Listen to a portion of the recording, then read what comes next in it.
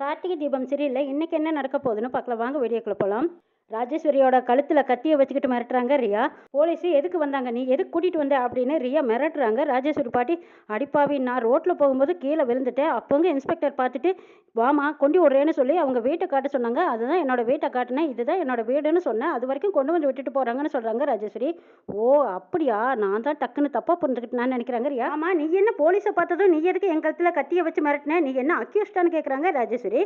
பயப்படாம ஆமாங்கிறாங்க ரியா. ஏதோ நீ அக்யூஸ்டா, ஏதோ மாமியார் வீட்டில் வாய் தகராறு பண்ணிட்டு ஏதோ பிரச்சனையோட வெளியில வந்திருக்கேன்னு பார்த்தா நீ என்ன அக்யூஸ்டுங்கிறியே, அப்படி என்ன தப்பு பண்ணிட்டு வந்த சொல்லுன்னு கேட்குறாங்க. அட இல்லைங்க, நான் தான் வைரத்தை அடிச்சிட்டு வந்தேன்ல, அதை காட்டி கொடுக்கறதுக்கு தான் நீங்கள் போலீஸை கூட்டிகிட்டு வந்துட்டீங்களோன்னு நான் தப்பாக புரிஞ்சுக்கிட்டேங்கிறாங்க. ஏன் போலீஸில் பிடிச்சி கொடுக்கறதுக்கு தான் நீங்கள் கூட்டிகிட்டு வந்துட்டீங்கன்னு டக்குன்னு நான் நினச்சி உங்கள் கழுத்தில் கத்தியை வச்சுட்டேங்கிறாங்க. அது எப்படி நான் உனக்கு பிடிச்சி கொடுப்பேன்? ஈசிஆரில் ஒரு பங்களா, கொடைக்கானலில் ஒரு எஸ்டேட்டு, கோடி கோடியாக பணம் கொடுக்கறதா ஐஸ்வர்யா கிட்ட சொல்லியிருக்கிறியாமே, அப்படியெல்லாம் கொடுக்கும்போது உனக்கு எப்படி நான் காட்டி கொடுப்பேன்? உனக்கு காட்டி கொடுக்க மாட்டேன், நீ ஒன்றும் கவலைப்படாத. இப்போவாவது புரியுதா நான் வெளியில் ஏன் போகக்கூடாதுன்னு? அதனால தான் நான் வீட்டுக்குள்ளேயே இருக்கிறேன்னு சொல்கிறாங்க ரியா. சரி சரி வா, உனக்கு வான்கோழி பிரியாணி செஞ்சு கொடுக்குறேன் வான்னு கூட்டிகிட்டு போகிறாங்க ராஜேஸ்வரி. ஃபோட்டோ வீடியோ எடுத்த அந்த ஃபோட்டோகிராஃபர் அந்த வீடியோவை போட்டு பார்க்குறாங்க. எவிடன்ஸ் இவ்வளோ தூரம் நம்மக்கிட்ட இருக்குது, இதை நம்ம போலீஸ்கிட்ட கொடுத்தாலும் பிரச்சனை, கொடுக்கலினாலும் பிரச்சனை, இப்போ என்ன பண்ணுறது அப்படின்னு யோசிச்சு பார்க்குறாங்க. தேவையில்லாமல் கோர்ட்டுக்கெல்லாம் போய் சாட்சி சொல்ல வேண்டியதாக இருக்கும். ஆனால் இந்த பக்கம் திரும்பினாலும் ரியாவோட கோபத்துக்கு ஆளாகி அபிராமியை சுட்ட மாதிரி நம்மளையும் சுட்டாலும் சுட்டுப்படுவோம். போலீஸ்கிட்ட கொடுக்கலினாலும் எவிடன்ஸை மறைச்ச குற்றத்துக்காக நம்மளை அரெஸ்ட் பண்ணாலும் பண்ணிடுவாங்க. ரெண்டு பக்கமே நம்மளுக்கு பிரச்சனை தான். பேசாமல் வடநாட்டு பக்கம் ஓடிட்டே என்னன்னு யோசிக்கிறாங்க. ரியா உடனே ஃபோன் பண்ணுறாங்க. என்ன சுரேஷ், அபிராமியை சுட்டதை திரும்ப திரும்ப நீ போட்டு பார்த்துட்டு இருப்ப போல இருக்கு, வீடியோவில் கவர் பண்ணி வச்சிருக்கியான்னு கேட்குறாங்க. ரியா, யார் நீ, நான் என்ன பண்ணுறேன்னு உனக்கு எப்படி தெரியும்னு கேட்குறாங்க சுரேஷ். அந்த அபிராமியை சுட்ட ரியா தான் பேசுகிறேங்க. ரியாவா பேசுறது? மேடம் இப்போ எதுக்கு ஃபோன் பண்ணீங்க, அதை சொல்லுங்கன்னு கேட்குறாங்க. எனக்கு செந்தோசையும் வடக்கறியும் வேணுங்கிறாங்க. என்ன மேடம் என்கிட்ட போய் செந்தோசை வடக்கறியெல்லாம் கேட்குறீங்கிறாங்க. பின்ன உங்ககிட்ட நான் வேற என்ன கேட்பேன்னு நினச்சேன், உங்ககிட்ட இருக்கிற எவிடன்ஸ் எனக்கு வேணுங்கிறாங்க ரியா. என்ன நான் கேட்கும்போது பேசாமல் இருக்க, அந்த எவிடன்ஸை போலீஸ்கிட்ட கொடுக்கலான்னு நினச்சியா?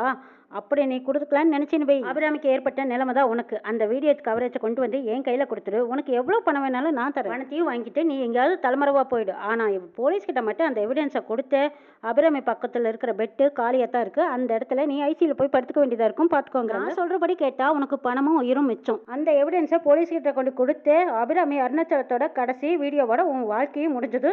நல்லா யோசிச்சு முடிவு பண்ணி நான் மறுபடியும் கூப்பிடுறேன்னு ஃபோனை கட் பண்ணுறாங்க ரியா. இவ வேறு இப்படி மிரட்டுறால, என்ன பண்ணுறதுன்னு யோசிச்சுட்டு இருக்கும்போது மறுபடியும் ஒரு ஃபோன் கால் வருது. அந்த ஏரியா போலீஸ் இன்ஸ்பெக்டர் பேசுகிறாங்க. பேசுறது யாரு, வீடியோ சுரேஷான்னு கேட்குறாங்க. ஆமாங்கிறாங்க. நீங்கள் தானே அபிராமி ஃபங்க்ஷன் வீடியோ கவரேஜ் பண்ணதுன்னு கேட்குறாங்க. ஆமாங்கிறாங்க சுரேஷ். ஃபங்க்ஷனில் ரியான்னு ஒருத்தி அபிராமியை சுட்டது உனக்கு தெரியுமல்லங்கிறாங்க. சார் எனக்கு மட்டும் இல்லை, எல்லாரும் அங்கே இருந்தவங்களுக்கு தெரியுங்கிறாங்க. அப்போ அந்த ரியா அபிராமியை சுட்டது உங்கள் வீடியோவில் கவர் ஆயிருக்குமல்லன்னு கேட்குறாங்க இன்ஸ்பெக்டர். இல்லை சார், அந்த ரியா ஷூட் பண்ணதுமே நான் வீடியோவெல்லாம் தூக்கிட்டு பயந்து போய் வந்துட்டேன் சார், அதெல்லாம் வீடியோவில் எடுக்கலைங்கிறாங்க. டேய், நான் போலீஸ்காரன், என்கிட்டயே ஏமாற்ற பார்க்குறியா? நீ வீடியோ எடுத்துட்டு இருக்கும்போது தான் அந்த ரியா ஷூட் பண்ணிட்டு இருந்தா, கண்டிப்பாக அது கேமராவில் பதிவாயிருக்கும், நீ எடுத்து காட்டுறியா இல்லையான்னு கேட்குறாங்க. சார் நிஜமாலுமே என்கிட்ட எந்த ஒரு எவிடன்ஸும் இல்லைங்கிறாங்க. டே, இனி இதுக்கு மேலே உனக்கு மரியாதை இல்லை, இன்னும் கொஞ்சம் நேரத்தில் நீ அந்த கேமராவோட ஸ்டேஷனுக்கு வர, அப்படி இல்லை உன்னை உரிச்சு உப்பு கண்டம் போட்டுருவேன், சீக்கிரம் வாடான்ட்டு போன கட் பண்ணுறாங்க இன்ஸ்பெக்டர். ஐயோ, எவிடன்ஸ் இல்லைன்னு சொன்னாலும் போலீஸ் நம்மளை விடாத போல இருக்கேன்னு சுரேஷ் குழப்பத்தோட உட்காந்துட்டு இருக்கும்போது அந்த பக்கமாக ஆனந்த் அருண் ரெண்டு பேரும் வீட்டுக்கு வராங்க. ஆனந்த், அந்த வீடியோக்காரர் வீடு இதான்னு கேட்குறாங்க. அருண், ஆமாம் இந்த வீட்டில் தான் ஏதோ வாடகைக்கு இருக்கிறதா சொன்னாங்க, காலிங் பில் அமுத்தி பார்க்கலான்னு காலிங் பில் அமுத்தி பார்க்குறாங்க. இந்த பக்கமாக சுரேஷ் பார்த்துட்டு என்னடா அது, யாரும் நம்மளை தேடி வீட்டுக்கு வந்திருக்காங்களே, யாரா இருக்கும் அப்படின்னு கதவு சந்தில் பார்க்குறாங்க. அச்சோ, இவங்க ரெண்டு பேருமா, என்னடா இது, ரியா ஒரு பக்கம் கூப்பிட்டு மிரட்டுறா, இந்த பக்கமா இன்ஸ்பெக்டர் ஒரு பக்கம் ஃபோன் பண்ணி மிரட்டாரு, இப்போ இவங்களும் நேரடியாக வந்துட்டாங்களே, இப்போ என்ன பண்ணுறதுன்னு யோசிக்கிறாரு. என்னடா பெல் சத்தம் கேட்டு கூட யாருமே வெளியில் வரலையே, ஒருவேளை அவர் வெளியில் போயிருப்பாரா? சரி இரு, எதுக்கும் ஃபோன் பண்ணி பார்க்குறேன்னு அருண் ஃபோன் பண்ணுறாங்க. ஃபோன் அடித்ததும் சுரேஷ் அதை சைலண்ட்டில் போட அவசரமாக அதை சைலண்ட்டில் போடுறாங்க. இந்த பக்கமாக அருண் ஆனந்த் ரெண்டு பேருமே, டேய் ஃபோன் பண்ணனதும் உள்ளதாண்டா ஃபோன் சத்தம் கேட்டுது, அவன் உள்ளே தான் இருக்கான் அப்படிங்கிறாங்க. ஆமாண்டா அருண், அவன் உள்ளே இருந்துக்கிட்டே ஏன் கதவு திறக்க மாட்டேங்கிறான், அப்போ அவங்ககிட்ட ஏதோ தப்பு இருக்குங்கிறாங்க ஆனந்த். அச்சோ, இவங்க கிட்ட தப்பிக்கிறதுனா நம்ம முதல்ல இந்த வீட்டிலேருந்து எங்கேயாவது வெளியில் ஓடிடணும்னு நினச்சிக்கிட்டு சுரேஷ் மாடிக்கு ஓடுறாரு. குறுக்கு வழியில் போந்து எப்படியோ குதிச்சு தப்பிச்சு ஓடிடணும், இவங்க கிட்ட மாட்டிட்டோம், நம்ம தேவையில்லாத பிரச்சனைக்கு ஆளாயிடும்னு நினச்சிக்கிட்டு சுரேஷ் ஒரு பேக்கு மாட்டிக்கிட்டு அதுக்குள்ளே வேண்டியதெல்லாம் போட்டுக்கிட்டு ஓட பார்க்குறாரு. ஆனந்த், நீ இங்கேயே நின்று பாரு, அவன் வெளியில் வரானான்னு பார்த்துட்டு என்னை கூப்பிடு, நான் மாடியில் போய் பார்க்குறேன்னு சொல்லிட்டு அருண் மாடிக்கு போறாரு. அருண் மாடியிலேருந்து எட்டி பார்க்கும்போது அந்த பக்கமாக ஜன்னல் வழியா இருந்து குதிச்சு அப்படியே ஒவ்வொருபடியாக இறங்கி ஓடுறத பார்த்துடுறாரு அருண். பார்த்துட்டு கீழே ஓடி வந்து ஆனந்த், அவன் தப்பிச்சு போறான் பாரு அப்படிங்கிறாங்க. ஆனந்த் அருண் ரெண்டு பேரும் அந்த சுரேஷ் வரத்துக்கிட்டு பின்னாடியே ஓடுறாங்க. சுரேஷும் முடிஞ்ச வரைக்கும் தம் கட்டி ஓடிட்டாரு. என்னடா ஆனந்த் பண்ணுறது, இவ்வளோ தூரம் துரத்தியும் அவனை பிடிக்க முடியலையே, நம்மளை கண்டு இப்படி பயந்து ஓடுறானா, அவன்கிட்ட ஏதோ ஒரு தப்பு இருக்குங்கிறாங்க அருண். டேய் அவனை சும்மா விடக்கூடாது, நமக்கு எப்படியாவது அவனை கண்டுபிடிச்சே ஆகணுங்கிறாங்க. சரிடா பார்த்துக்கலாம் வான்ட்டு போகிறாங்க. சுரேஷும் கண்டமனை ஓடி தப்பிச்சு ஒரு ஓரமாக ஒளிஞ்சிருந்து அப்பாடா போயிட்டாங்களான்னு எட்டி பார்க்குறாங்க. அவங்க 2 பேரும் போனதுக்கப்புறமா திருப்தியாக திரும்பி போகிறாங்க. சுரேஷ் ரம்யா தீபாவை ஒரு இடத்துக்கு கூட்டிகிட்டு வந்துட்டாங்க. இதுதான் அந்த சுவாமிஜி இருக்கிற இடமான்னு கேட்குறாங்க. ஆமாங்கிறாங்க ரம்யா. சரி வாங்க அவங்க கிட்ட போய் நம்ம பிரச்சனையெல்லாம் சொல்லலாம் அப்படின்னு சொல்கிறாங்க தீபா. அதுக்கெல்லாம் அவசியமே இல்லை தீபா, அவரே நான திருஷ்டியால் நம்ம யாரு என்ன பிரச்சனைக்காக வந்திருக்கோன்னு அவரே கூப்பிடுவாருங்கிறாங்க ரம்யா. அவங்க பிரச்சனைக்கு ஏற்ற மாதிரி பரிகாரமும் சொல்லுவார். மற்ற சாமியார் மாதிரி டோக்கன் எல்லாம் கொடுத்து பார்க்க மாட்டாங்க. அவங்களுக்கான் தோணும் யார் யாரை எப்போ கூப்பிடணும்னு தோணும். பரவாயில்ல இவ்வளோ விஷயம் தெரிஞ்சு வச்சிருக்கேன்னு சொல்றே ஆச்சரியப்படுறாங்க தீபா. ஆமா பிசினஸ்ல இருக்கிறவங்க யாருமே ஒரு காரியத்துல சாதாரணமா இறங்க மாட்டாங்க. அப்படியே இறங்குனாங்கனாலும் அவங்க முழுசா எதையும் தெரிஞ்சுக்காம இருக்க மாட்டாங்க. சரி வா போய் பார்க்கலான்னு தீபாவும் ரம்யாவும் உள்ள போயிட்டு இருக்கும்போது இன்னும் 2 ரேடி செட்டப் பண்ணவங்க அவங்க அங்க வந்ததுக்கு அப்புறம் தான் என் புருஷை எழுந்தே நடமாடுறாரு அப்படின்னு தீபா காதுல விழற மாதிரி சொல்லிட்டு போறாங்க. என்னமா சக்தி, இவரோட மகிமைங்கிறாங்க. ஆச்சரியப்பட்டு நிக்கிறாங்க தீபா. சாமியாருக்கு அடியால் ஒருத்தர் வராங்க. வாங்க மேடம், உங்களுக்காகத்தான் நம்ம சாமிஜி வெயிட் பண்ணிட்டு இருக்காங்க. அருள்வாக்கு சொல்லிட்டு தான் மற்றவங்களுக்கு சொல்றதா வெயிட் பண்ணிட்டு இருக்காங்க, வாங்கன்னு கூட்டி போறாங்க. தீபா பாத்தியா, நம்மளுக்கு அதிர்ஷ்டம் இருக்குன்னு நினைக்கிறேன். சுவாமிஜி நம்மளை முதல்ல பார்த்துட்டு தான் மற்றவங்களை பார்ப்பேன்னு சொல்லியிருக்காரு பாரு.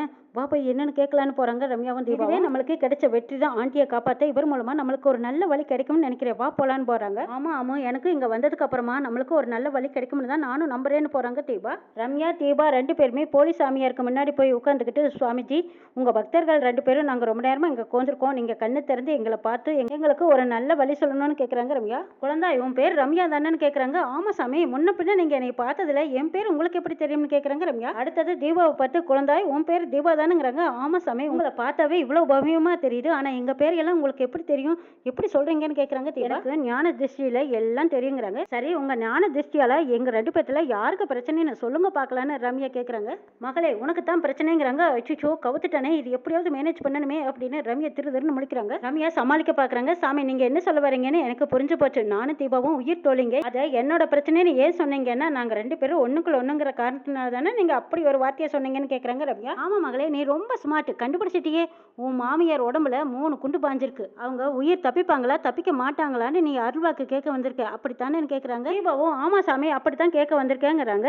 சரி இரு, இமயமலையில இருக்கிற என் குருநாதர்கிட்ட கேட்டுட்டு உனக்கு சொல்றேன்னு சொல்லிட்டு பாசி போட்டு பாக்குறாங்க. முதல் தடவையிலையும் நல்ல உத்தரவு வரலையம்மா, சரி இரு 2வது தடவை போட்டு பாக்குறேன்னு சொல்லி 2வது தடவையும் அந்த சங்கு பாசி போட்டு பாக்குறாங்க.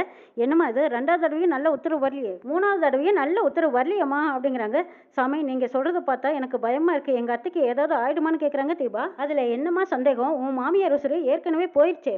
சாமி என்ன சொல்றீங்க, எங்க அத்தை உயிர் போயிருச்சா? ஆஹா நீங்க சொல்றத நான் நம்ப மாட்டேங்கிறாங்க தீபா. அவங்க உயிர் போயிருக்காது, அவங்க குணமாகி வந்துருவாங்க, எனக்கு நம்பிக்கை இருக்கு அப்படின்னு தீபா சொல்றாங்க. நான் சொன்னதை நீ நல்லா புரிஞ்சுக்கலையம்மா, உங்க அத்தை உயிர் உடலை விட்டு ஊசலாடிக்கிட்டு மேல மிதந்துகிட்டு இருக்கு. உங்க அத்தை உயிர் உடம்புக்குள்ளேயும் வர முடியாம மேலையும் போக முடியாம தண்ணியில மிதக்கிற மாதிரி அந்த உசுறு மிதந்துகிட்டு இருக்கு. இப்படி தத்தளிச்சுக்கிட்டு இருக்கிற உசுரை பக்தியாலையும் உன்னோட சக்தியாலையும் பரிகாரத்தாலையும் தான் திரும்பவும் அந்த உசுரை அந்த உடம்புக்குள்ள கொண்டு வந்து செலுத்த முடியும். சாமி அதுக்கு என்ன பரிகாரம் செய்யணும் அதை உடனே சொல்லுங்க, நான் உடனே செய்யறேங்கிறாங்க தீபா. ஐயோ பரிகாரத்தை மறந்துட்டனே, இப்போ என்ன செய்யறது அப்படின்னு சேகர் முழிக்கிறாங்க. டேய் சொல்லி தொழிடா அப்படின்னு முணுகுறாங்க ரம்யா.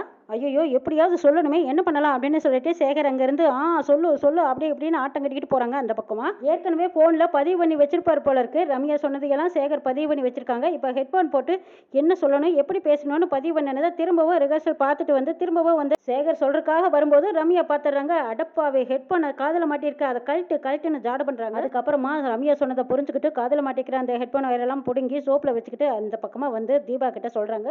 சாமி நான் என்ன பரிகாரம் பண்ணிட்டு சொல்லுங்கன்னு கேட்குறாங்க தீபா. நான் சொல்ல போகிற பரிகாரம் ரொம்ப ஆபத்தானது, உயிரை கூட பணை வைக்க முடியும் இருக்கும், அந்த மாதிரி உன்னால் செய்ய முடியுமாங்கிறாங்க.